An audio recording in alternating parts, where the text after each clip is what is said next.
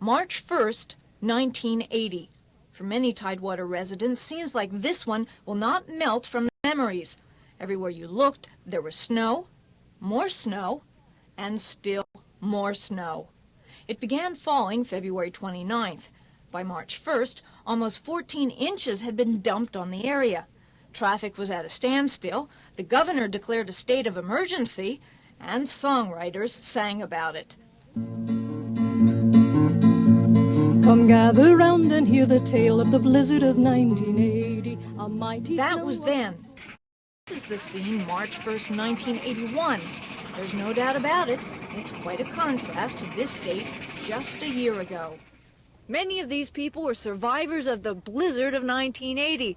For those who lived through it, it was an experience they'll never forget.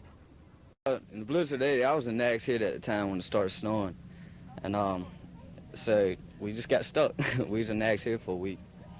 We got snowbound, trying to take her home one night, and got stuck in the snow. Spent about 3 hours digging her car out, and finally decided we'd just leave it. Went on a job interview today. It started snowing, and then I couldn't start my job the first day I was supposed to. Tome Friedman, 13 News.